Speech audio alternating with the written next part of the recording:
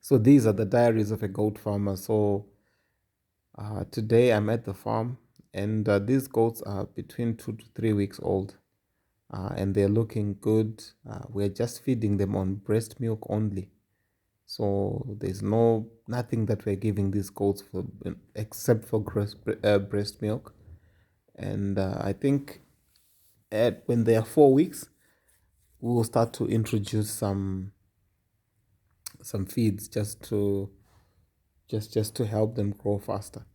So right now they are only on just breast milk, and the mothers are out in the fields browsing. So we keep the kids inside, and they will spend the next 2 months in this place, not leaving, just being in this place, just feeding and going back here for the next 2 months. And then after 2 months, in the yeah, from 2 months onwards, that's when we start allowing them to go with their mothers. And then after that, then in the third month, then we wean them off. So at weaning stage, um, that's when we remember when we our procedure for weaning, we first of all give pulpy kidney vaccine, and then we then wean off the goat. Yeah. So basically, now what we are doing now is we are now preparing for another breeding cycle. So remember the buck that we started off with. He's the one that fertilized the mothers. So we received these from 20 mothers. So the buck is serviced 20. So immediately after it, the goat delivers. It goes back on heat in approximately 18 days. So 18 days from the time that the mothers have delivered this, they are going back on heat. So what we are now doing is the mothers are now going grazing, and they're now grazing with our buck. So within the next, right now this is between 2 to 3 weeks. So within the next couple of days, actually, especially for the one that gave birth 3 weeks ago, or the ones that gave birth 3 weeks ago, the buck is going to start servicing that one, and is going to service all these mothers.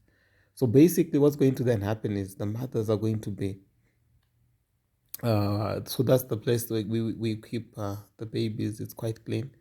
So basically, what's going to happen is the mothers are actually going to conceive in this month. Meanwhile, they're actually still breastfeeding the baby. So by the time that we wean off these babies at 3 months, the mother will just have maybe 2 months, and then she's giving us kids again. So in 1 year, we are going to have 2 cycles of babies. So we have these ones, and we are going to have more babies again in the next 5 months. So we have received kids right now in the month of April. So we expect that in the month of October, November, we are also receiving other kids from the same mothers.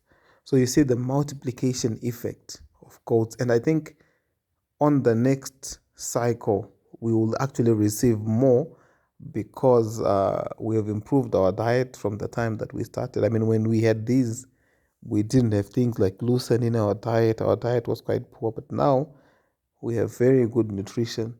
So we expect that the rate in terms of the rate of having twins is going to be higher.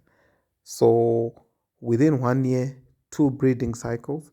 So that means that we are going to have another 20 and maybe even another 30 kids that are coming. And it could even be more, because this time it was only about 20 mothers that were serviced.